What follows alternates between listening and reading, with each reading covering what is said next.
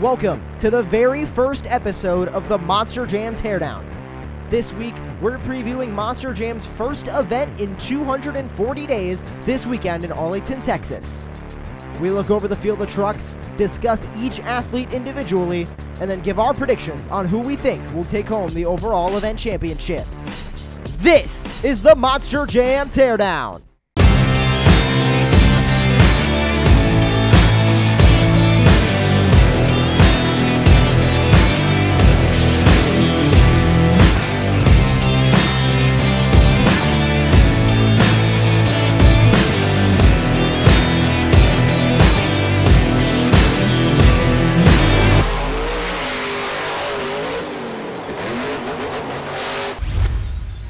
Welcome, Monster Jam fans, to the first episode of the Monster Jam Teardown. I am your host, Joshua Lee. Joining me here tonight, we have Wayne Chiaki, Danny McGinley, and Joshua Tavares.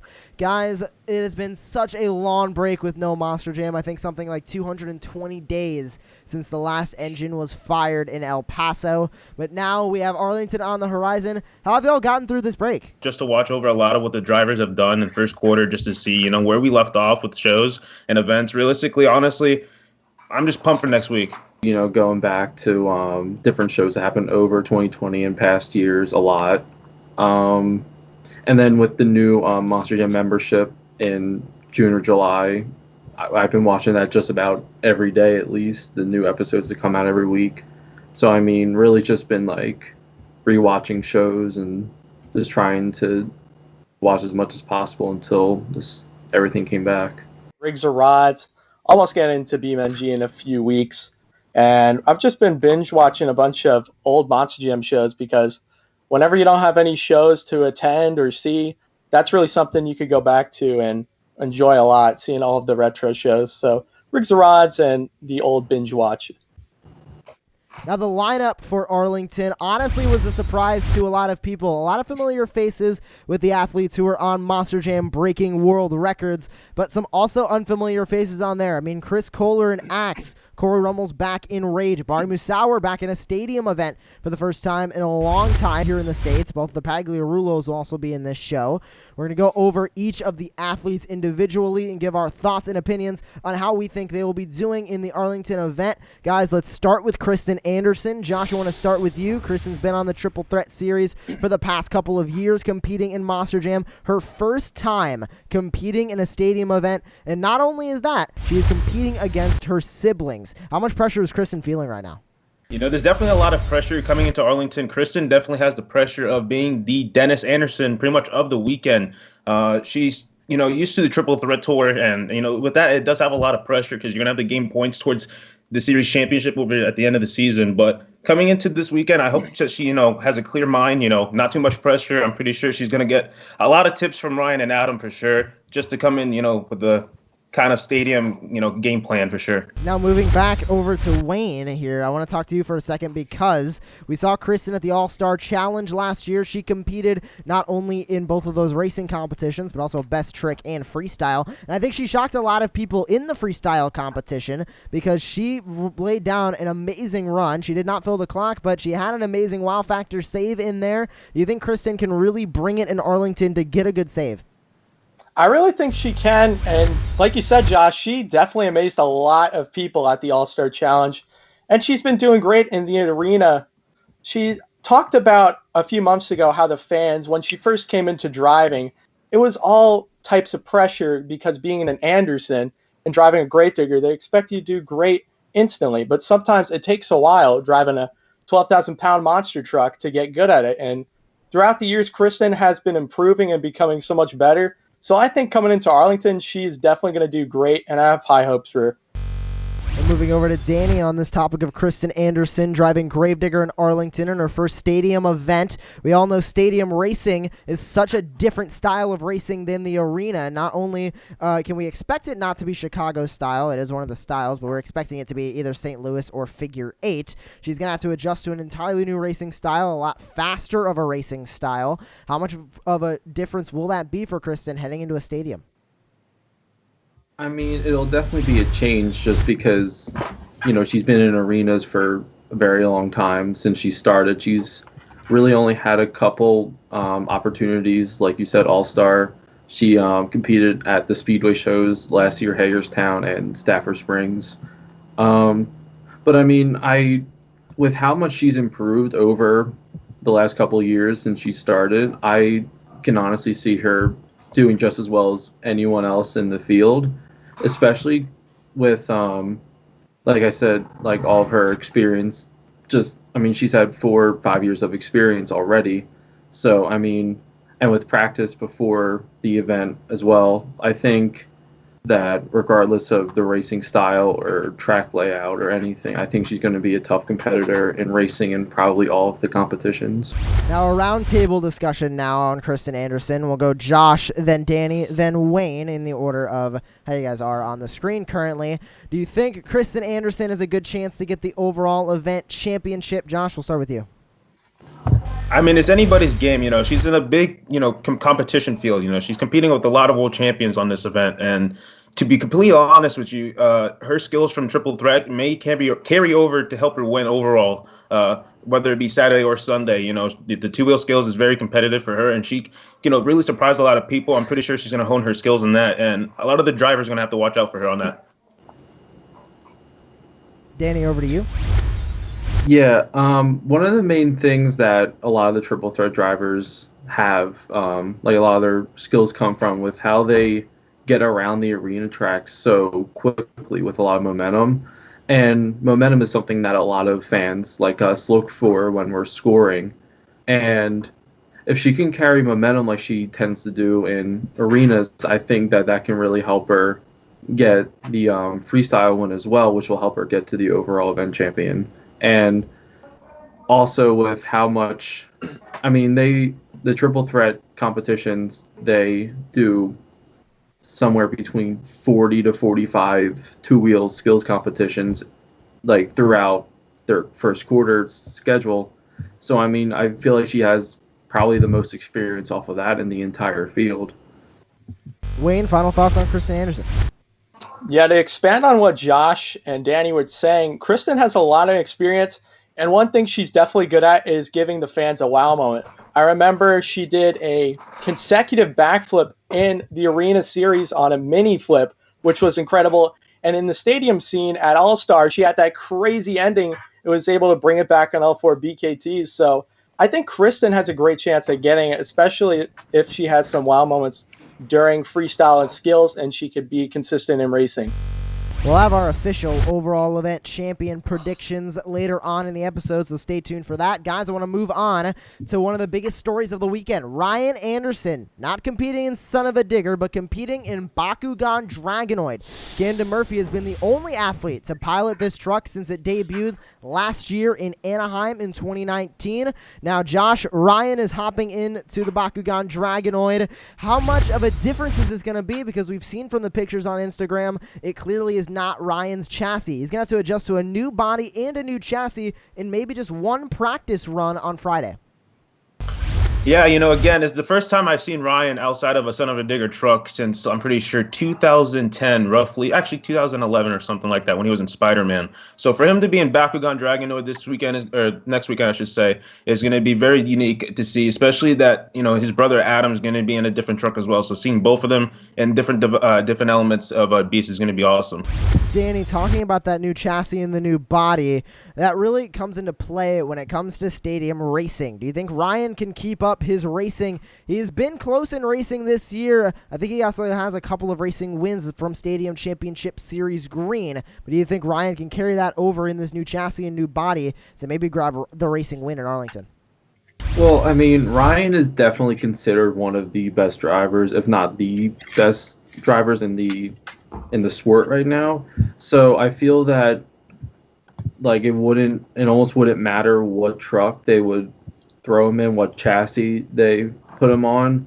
I think he's going to be one of the biggest threats of the entire weekend just because of how skilled he is when it comes to especially racing, because we've seen him on the figure 8 track all of over the winter, and he was dominating on that tour with how quick he was getting around the corners and everything. So I feel like regardless of the new chassis, new body, I think he's still going to be a huge threat going into racing in every competition. Wayne, I want to throw a bit of a curveball to you here because the last couple of quarter ones, Ryan Anderson has not been the usual Ryan Anderson that we are used to seeing. We're used to seeing Ryan Anderson towards the end of the year really pick it up from Monster Jam World Finals to when quarter one starts. That is when everybody knows Ryan Anderson.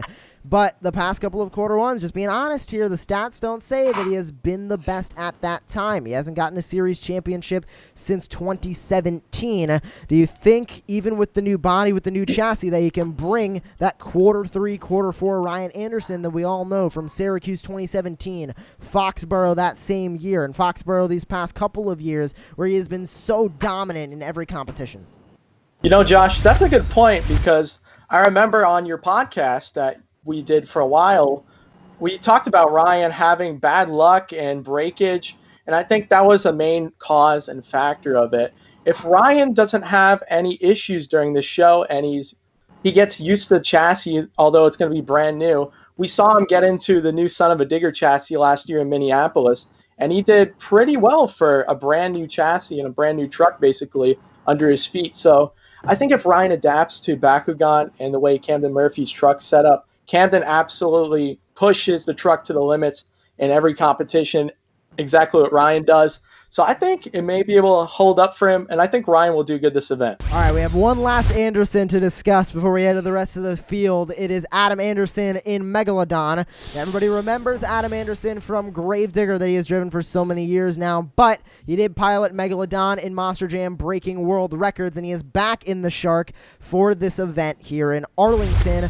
Josh, he has some experience now in Megalodon. He's not in Gravedigger, and he discussed not only on conversations with Scott Douglas this past week, but also in the Monster Jam Drivers Roundtable that he has sort of a lot of pressure taken off because he's not wearing that Gravedigger fire suit. Do you think we're going to see an all-new Adam Anderson this weekend?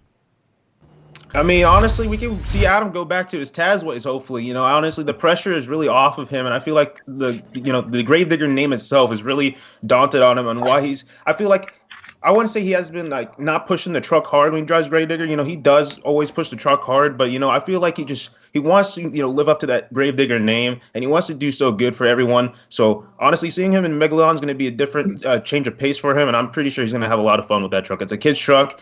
His sons love it, and I'm pretty sure he likes the truck as well, just as much as we do. Driving a whole different truck is going to be different for him. It's going to be different for all the fans watching and in the stands, and I honestly do think that he's going to be maybe not a completely different athlete in a sense. Like it's still going to be the same Adam Anderson that we've known for years and years. But like Josh was saying, like the pressure is taken off of him because he's not driving Gravedigger this weekend.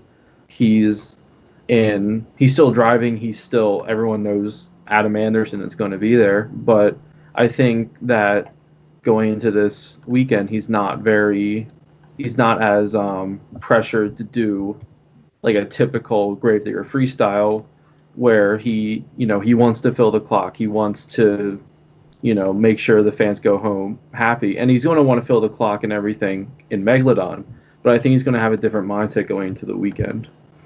Now, Megalodon returning to Arlington, Wayne. We saw Corey Rummel on the Stadium Series in Megalodon really represent that name well. I think he finished 4th overall in the series, his best season of Monster Jam action this year.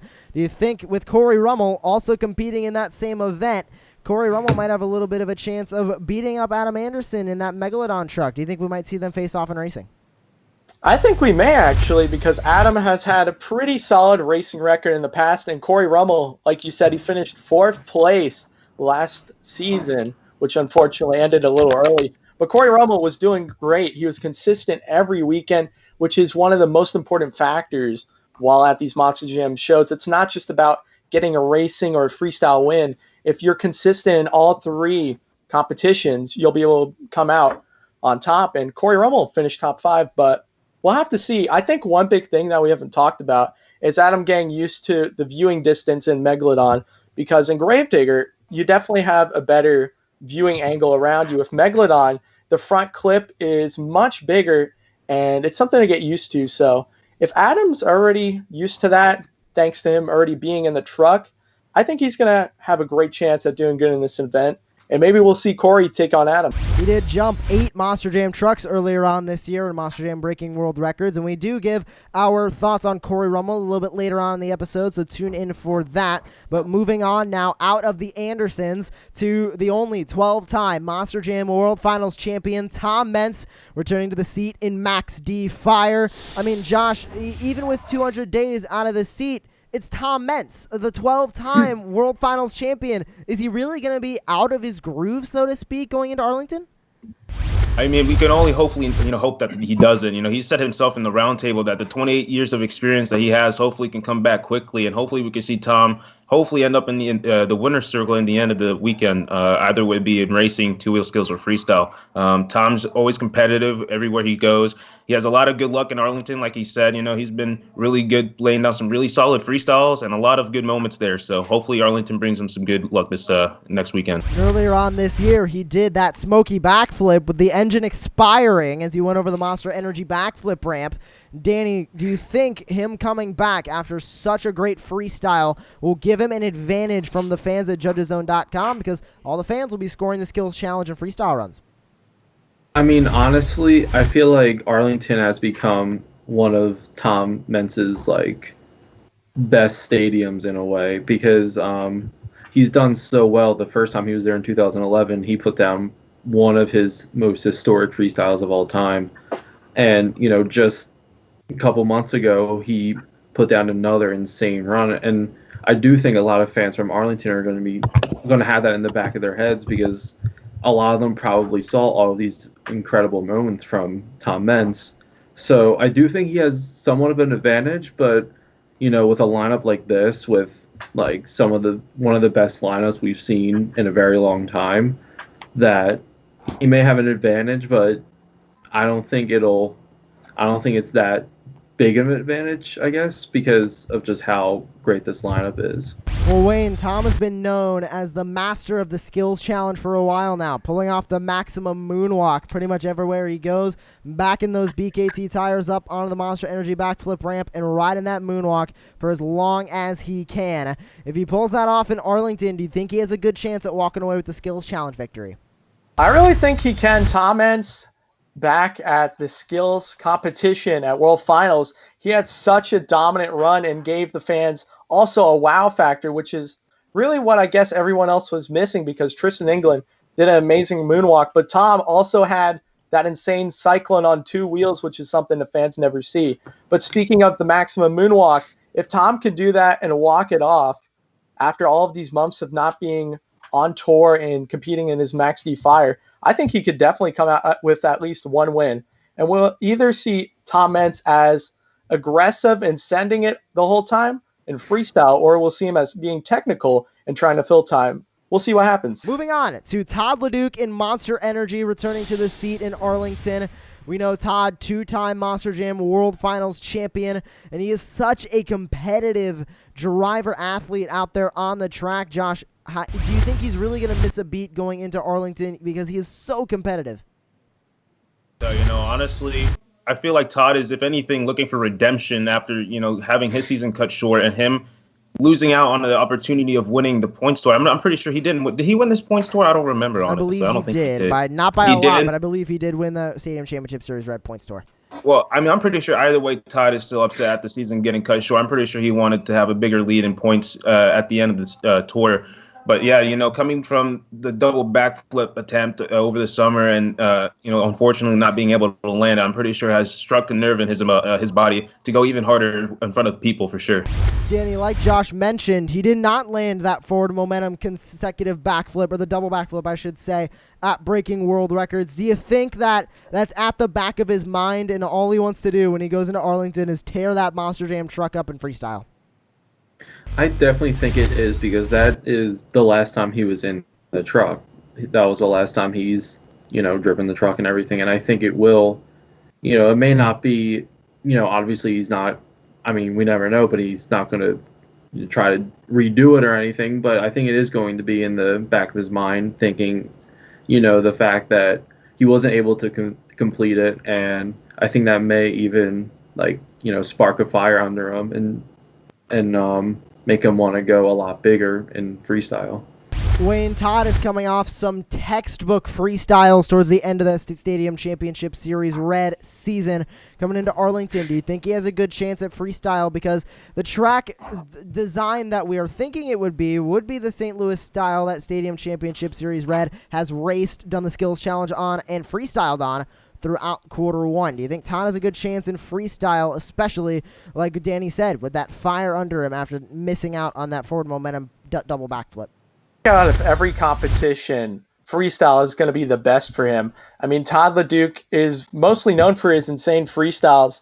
He absolutely airs out the truck, which is something the fans love to see. He does backflips most to every one of his runs, and he really gives the fans every wow that they like to see. Even though sometimes he may not be technical, he absolutely gives the fans a wow moment. And I think he'll definitely be able to take a freestyle win this event. We have such a stacked lineup. It's hard to guess who's going to win because such talent on this stop for 2 days. So I think if anyone has a really good chance at doing it, I think it's going to be Todd LeDuc. Before we get to the rest of the athlete lineup that you'll see at Monster Jam's return to competition in Arlington, Texas, October 24th and 25th, we would also like to cover Monster Jam's fan wellness changes that'll be laid out for the first time as we go into Arlington. Obviously, during COVID-19, masks will be required when you are inside of the venue, as well as walking around and in your seat throughout the duration of the event. Also introduced for Arlington is pod seating, where you will purchase a pod of seats, either 2, 4, 6, or 8, and you will only have that pod to people that you are sharing the event with. Nobody else will be allowed in your pod, and you cannot go sit in somebody else's pod, so you are staying in your own socially distant pod throughout the remainder of the event. As well as physical distancing of 6 feet or more is required and encouraged throughout the concourses where it is possible. The only time your mask could be off is when you are socially distant and eating, not in your seat, but out at a table on the concourse. Some other changes that you can expect are temperature checks, new ways of fan interaction, contactless shopping at monsterjam.com, and more. So head to monsterjam.com/fanwellness, as well as the AT&T Stadium venue page, to get up to date on all of the fan wellness policies being implemented and introduced in Arlington. And make sure you also buy your tickets for Monster Jam's return, monsterjam.com/tickets. Guys, right back to the discussion where we were left off. Bryce Kenny in the Great Clips Mohawk Warrior returns to competition in Arlington, October 24th and 25th. Josh, Bryce is one of the most consistent athletes, and I think this year was honestly his best year of competition, grabbing a racing win earlier on this year. And I believe it was also in Minneapolis, in front of the home of Great Clips. How much does Bryce want to get back in that seat? Because we saw him in the Drivers' Roundtable, getting really excited, as well as at the Breaking World Records. Oh yeah, Bryce was having a ball in the round table. He was, really pumped just to get even just the thought of being behind the wheel again, just gave him an itch. And that's what I love. He's so passionate about the sport, and it shows. He's a world record holder now, and going 100 miles per hour in a Monster Jam truck is a feat in itself. And it's definitely a lot of respect for Bryce. And Bryce has been very consistent, getting even more consistent as the season's progressed. His two-wheel skills game has been picked up a lot. Definitely shows in throughout the highlights and stuff from the season. So Bryce is definitely someone to look out for in Arlington. He can definitely pick up a lot of crucial wins, whether it be in racing, two-wheel skills, or even freestyle. Danny, Bryce set the world record for the fastest speed in a Monster Jam truck, going over 100 miles an hour. Obviously, that truck was modified specifically for speed, but do you think that experience of being at the top speed of a Monster Jam truck is going to help him going into racing in Arlington? Because we know that floor size is pretty big, and St. Louis-style racing has a lot of speed to it on those straightaways. Yeah, I mean, Bryce has definitely been, since he began driving, he has always been great at racing. He, once he started competing in stadiums in 2018, he was getting to semifinal rounds, final rounds just about every weekend, every event. So he's, in racing just in general, he's always been a huge threat for that. And I think, him being the current record holder for the fastest speed in a monster truck, it might give him, an advantage of maybe he'll push the truck just that extra bit harder to get him across the finish line quicker than whoever he's he's competing against. Wayne, Bryce has had a very improving season, not only in racing but also in the skills challenge. I mean, we've seen him pull off those moonwalks and ride them out right off of that middle pod for a long time earlier on this season on Stadium Championship Series Red. Do you think he can continue that in the skills challenge, especially after such a long break of being out of the Monster Jam truck? Definitely not going to be an easy task for Bryce Kenny, but he's been progressing a lot throughout the years. He started by doing the reverse popper off of any ramp that he could find to do it off of, and now he evolved to moonwalks and stoppies. So I think if he has enough experience before the show, he's been doing it for a few months, and if they have a practice session, which they probably will, and he gets the hang of it, I think Bryce Kenny could definitely pull off a good moonwalk and some great skills for the skills competition. So we'll have to see what happens. I'm looking forward. We move on to Bari Musauer in Zombie, a Monster Jam veteran at this point. He's been competing for a long time, but he has been on the Triple Threat Series since 2016. He has done some international stadium events as well as Monster Jam World Finals, but Josh's first time back in a large stadium in the United States, and his first time back in Arlington since the Fox Sports 1 Championship Series back in 2015. Do you think Bari can get back to that stadium groove incredibly quickly, especially after setting another world record at Monster Jam Breaking World Records, 2 world records actually, for most consecutive donuts in 1 minute and most consecutive donuts overall in a Monster Jam truck? Yeah, Bari, his first time back in the stadium in the United States, and for him to not really have the opportunity to go into such open floors like that, like many other drivers do, is it shows that, whether you put him on a small floor or a big floor, he's going to go off for the Zombie fans. He loves the Zombie Nation. The whole arm wave thing that he does is really come into its own culture for Monster Jam fans, I'm pretty sure. And it's really shown that the fans love the Zombie and Bari. And Danny, Bari got to the finals in Monster Jam World Finals 20, racing against Jimmy Cretin and Bounty Hunter. He's got that stadium racing experience. Do you think he can translate what he had at Monster Jam World Finals 20? And I believe he also made it a couple rounds in the All-Star Challenge in October as well. So now in Arlington, his first time back in a stadium in a while, to hopefully grab that racing win against such a tough lineup that we've been talking about all day. Yeah, Bari is definitely one of the best competitors in racing in the entire field.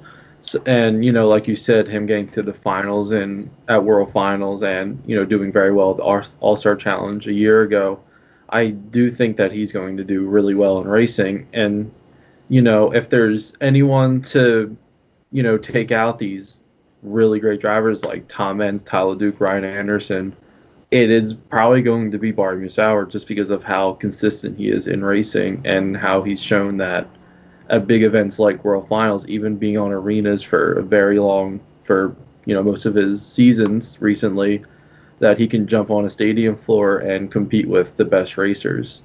Wayne, we got to talk about Bari in freestyle because, I can name the World Finals that he's been at. World Finals 17 had some huge air where he backed up into Thunder Alley and sent it over that first pod at Monster Jam World Finals 16. Monster World Finals 17 rather. Monster World Finals 18. He had an insane save in the middle of the floor, and he's had some consistent freestyles in World Finals and the All-Star Challenge most recently last year in October. A lot of people argued he should have won that night, but Wayne, going into freestyle in Arlington, do you see Bari Musauer as a legitimate threat in Zombie?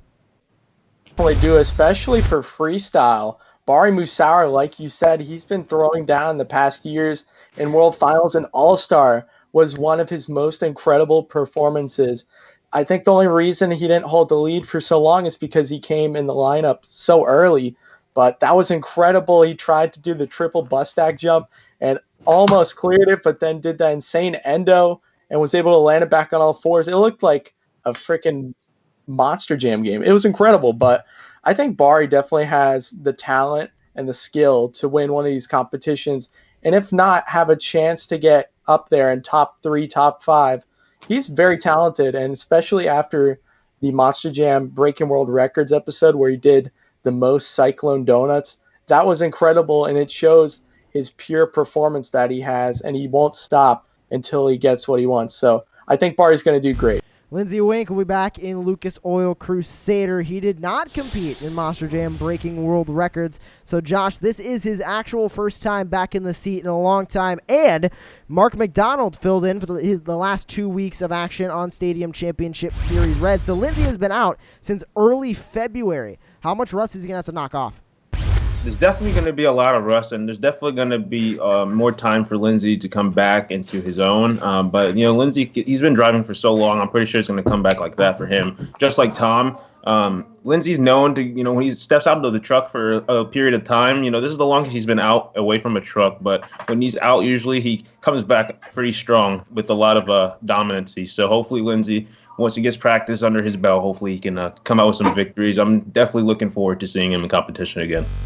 Danny Lindsey Wink, the 2017 FS1 East Series champion. They went to Arlington, so he has some experience, and that was his last time in that building. Do you think he can use some of that to his advantage? Because he did win that series. Do you think he can use that to his advantage as he goes into the competition in Arlington? I think he will be thinking about that the last time he was in Arlington, he was on his way to a series win. And, Lindsey Wink is so consistent. And just about every year, every event, he puts on such a great freestyle. He's great in the skills competition, and he always dominates in racing. So I think he's going to have no issue getting back into it. Like you said, being out of it for, compared to the rest of the field, the longest out of everyone. He's been out of it since early February. So I think that if anyone is more enthusiastic about getting back, it might be Lindsey Wink, just because he hasn't driven in, 9-10 months almost. So I think he's going to really want to put everything out there on the floor.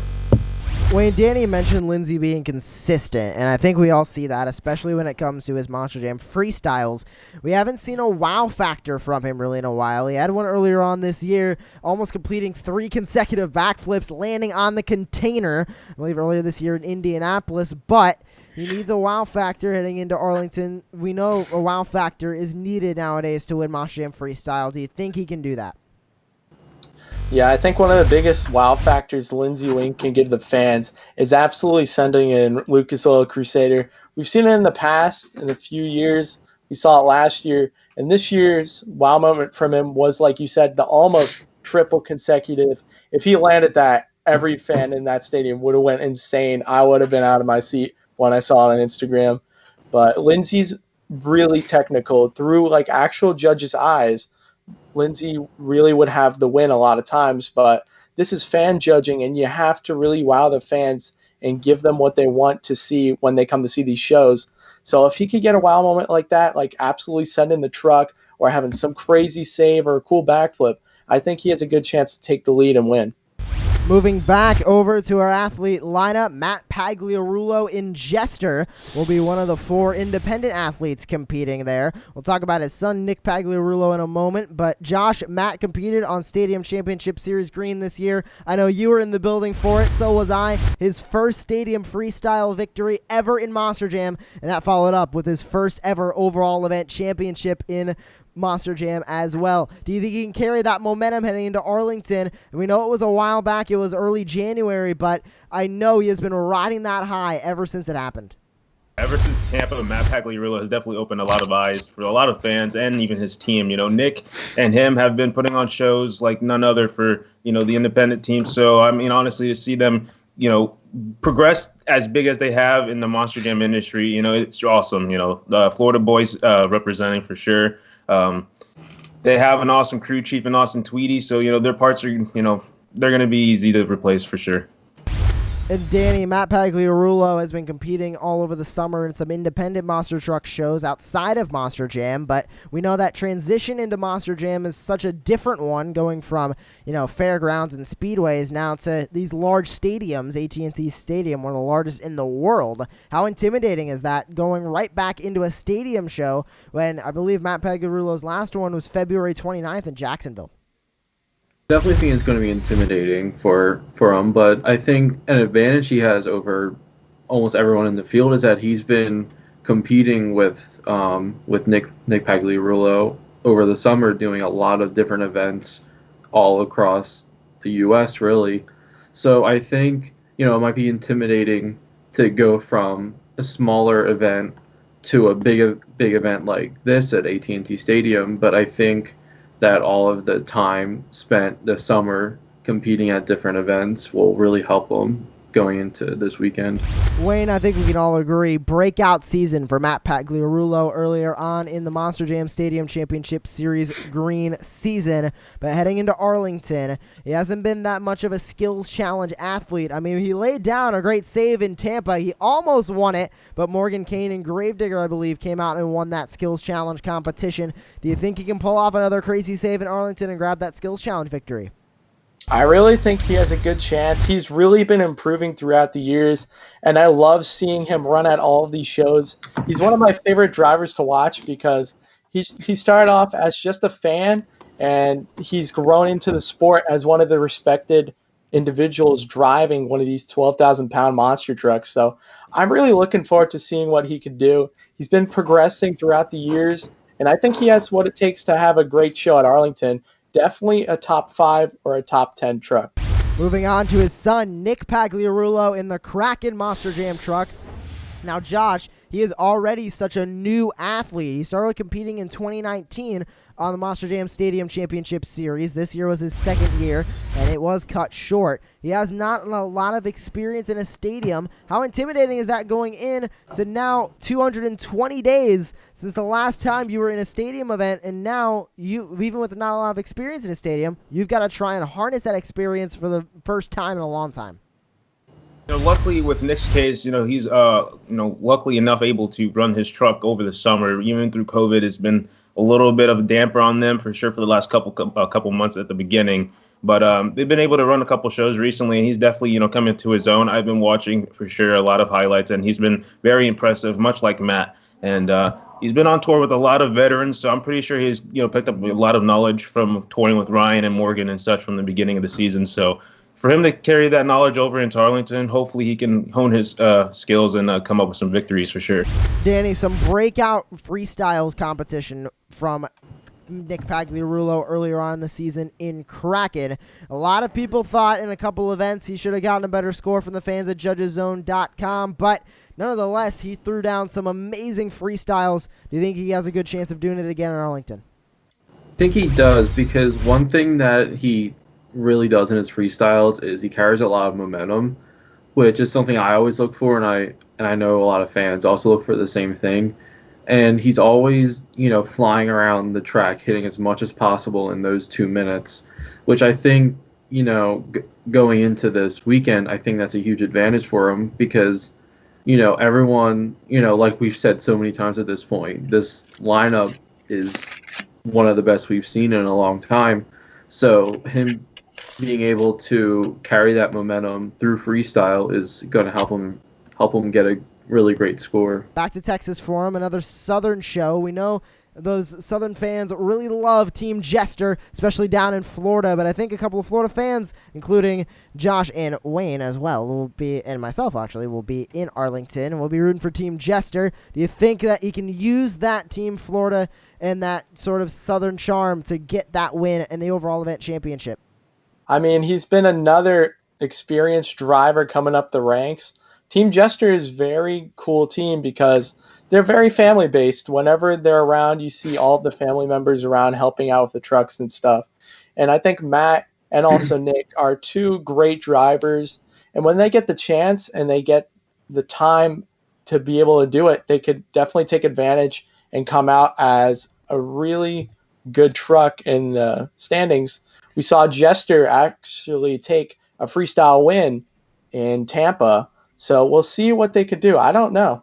Moving on to the two Team Scream athletes competing. Up first is Corey Rummel, jumping out of his Shark Megalodon into his truck that he created called Rage. We've seen it a lot in Monster Jam, but it is recently returning for the first time, I believe, since Minneapolis last year, or Minneapolis the year before, one of the two. But Rage is back in Monster Jam, and Josh being back in the truck that he helped create. Not only is it the same chassis as earlier this year, but it is his own body and his own design and his own brand that he has helped build in the independent scene. How much of a confidence boost is that for Corey Rummel hopping back into his own stuff?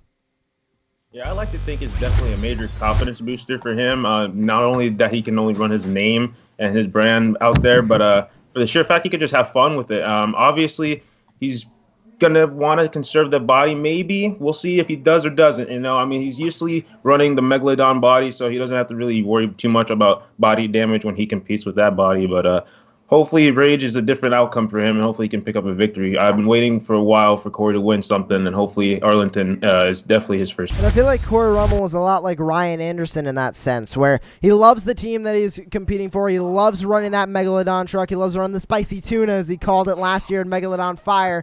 But Ryan Anderson loves his own brand that he's built, loves Son of a Digger and Rage. That is the brand that Corey Rummel helped build, and that is such a big brand for him. And Danny, he has competed on Stadium Championship Series Green this year. Some great racing performances. I was rooting for him in Miami. He made it all the way to the racing final. Unfortunately, I believe he lost to Morgan Kane and Gravedigger. But with Corey Rummel coming back into racing, do you think he has a good chance of grabbing that win? Corey has been one of the more consistent drivers in racing, I think, really of the entire season over the winter.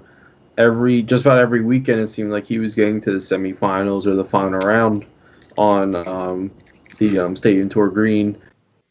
So I really do think he's one of the better racing competitors of the lineup, and I think he has a really good shot at winning racing with, how much.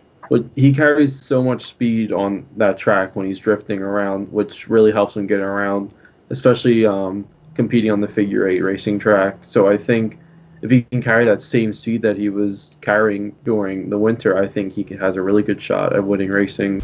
Wayne, Corey Rummel was able to capture that Extreme Air of the Year award last year at Monster Jam Awards ceremony in 2019. Do you think he can bring out some more big air in Arlington and Rage? Sure, Corey Rummel has had some of the most incredible wow moments in the past, and this season alone, he did amazing. He had some incredible wow moments once again, and I think he could definitely do it in Arlington. There's 2 days to throw down, and Corey Rummel is one of the people that when he's there, you're going to get a heck of a show.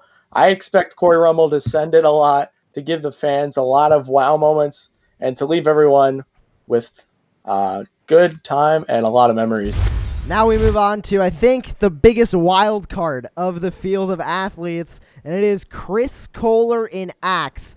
Not only is, I believe, the first time Axe will make a Monster Jam appearance, but it's the first time that Chris Kohler, son of Jim Kohler, will be making a Monster Jam appearance. Josh, I mean, this is the first time in a while we've seen such a brand new athlete get jumped right into Monster Jam in a big stadium, Arlington, Texas, AT&T Stadium. Not only a huge stadium, his first time in the stadium, his first time competing in Monster Jam, and oh, by the way, it's Monster Jam's return to competition after the quarantine. How much pressure is Chris feeling right now? I can't really say if he really is feeling pressure. His dad is a two-time freestyle world champion, so you can't really say that there might be pressure for him. Chris, did say himself he's going to bring a lot of energy from what he's done in the monster truck throwdown. He's done a lot of unique things there, and honestly, I can't wait for this kid to come into Monster Jam. He's got a big future, bright future, just like everyone else coming into the Monster Jam scene. Now, Danny, we talked about how different going from an arena to a stadium is racing-wise, but what about going from an independent show to a Monster Jam stadium show or a stadium event with a completely different racing style, especially St. Louis style? We don't see that much in the independent scene. How much does Chris need to get used to that? I feel like with how much he's driven in the last couple of years, even though he is a relatively new driver, I think that with how great he's done in general across any event he's competed in, I don't think he's going to have too much of an issue adapting to it just because of how quick he's learned everything. And I mean, his dad is Jim Kohler, and who runs one of the biggest independent teams in the U.S. or in the world, really. So, I mean, I definitely think, it may be a challenge for him, but I think he has the skill set to be able to do really great and keep up with everyone else in the field. Wayne, like Josh mentioned, Chris has mentioned his first Monster Jam Stadium event. He is going to send it and get huge air like his dad is so used to doing. Do you think he has a good chance of winning the freestyle competition with that huge air? Huge air is something the fans really look forward to, and backflips and lots of wow moments. Chris is one of my favorite athletes to be coming into Monster Jam because prior to this, he's been on the independent scene for quite a while, and he's Jim Kohler's son. He's definitely going to send it. He's such a cool guy to talk to and chill with, and I'm looking forward to it. I think he can actually send it more than Tom Mentz, which is saying something. But we'll see what he does. Maybe he wants to go easy on the old girl, but we'll see what happens. Axe is going to be a really cool truck to see in person. And Chris, I hope he does great. I wish him the best of luck. Move on to our on the clock segment. So we'll have 60 seconds on the clock, and I'm going to send out rapid fire questions to all of our analysts here on the Monster Jam Teardown. Guys, are you ready? Let's do it. I'm ready. All right. 60 seconds starts right now. Josh, starting with you, Lindsey Wink going into the racing competition in Arlington. Do you think he has a chance of grabbing that win? Without a doubt, Lindsey is very competitive in the racing competition, whether it be Chicago style, St. Louis, or any other style. Lindsey is known to be a racer, so hopefully he can come out with a victory in racing. Danny, Bari Musauer is coming off of the Triple Threat Series as well as Kristen Anderson, but Bari was on Triple Threat Series West this year. He has Tacoma, a large arena under his belt. Do you think he can use that as a sort of a fuel going into Arlington? I think that's going to be a huge advantage for him because he's had that experience on a bigger floor recently compared to Kristen Anderson, who hasn't had too much experience on a bigger floor like Tacoma and Fargo. So I do think that'll give him a little extra boost over Kristen Anderson and maybe over the entire field. Wayne, this is the first Monster Jam event in over 200 days. Are these athletes feeling a lot of jitters heading into this weekend? For sure, it's definitely not going to be easy getting into the driver's seat, but with the little practice session they'll probably get and them wanting to give the fans a lot of excitement and personal experiences, I think it's going to be awesome. Well, 3 rapid-fire questions out of the way in those 60 seconds. Guys, it is time to lay down our official overall event champion predictions for Arlington. Josh, I start with you. Who is it, and why are you choosing him? It's really hard for me to dumb down these options for an overall event champion at the end. It's such a stacked lineup with such diverse, driving styles and such diverse just attitudes overall. So, honestly, to really just pick one is going to be very hard. But if I had to solidly choose at this moment in time, I would probably have to say Todd LeDuc in Monster Energy for the sheer fact of, even if Todd's been out of the seat for, a period of time, he's still dominant. And I'm pretty sure he's going to be in his chassis as well. So for him to be in his own chassis again, for him to feel comfortable, for him to, be at home again and behind the wheel of Monster Energy is going to, prove a lot for him. And hopefully we can see that happen. Danny, over to you for your overall prediction. I've been thinking about this for the last couple of weeks now that we've seen the lineup and everything. And the one driver that keeps coming to mind is Adam Anderson. And I say this just because he is when he's on his game, he is dominating to whoever he's competing against. So I think that if he can come out there, do really well in racing and be super consistent like he always tends to be, I think that he can come out as the overall champion. Wayne, over to you for your overall event champion prediction. I think I'm going to throw a little curveball here and go with the independent scene. I think I'm going to go with Corey Rummel. The reason I'm going to go with Corey Rummel, as we saw this season and also last season he did pretty good, but this season especially, he's been so consistent throughout the shows. He's very consistent with all the competitions. Although he might not always be winning, he's always seems to be in the top 5 of every competition. So if he's familiar with his truck, which he's been doing independent shows, I think he has a great chance at taking the overall. Well, my pick for the overall event championship, after weighing all of it, hearing what all of you said, I honestly have to go with Ryan Anderson and Bakugan Dragonoid. I think he's going to pilot Camden Murphy's Spin Master Beast to the overall event championship. He's Ryan Anderson. He's going to be consistent in racing skills and freestyle no matter what truck you put him behind.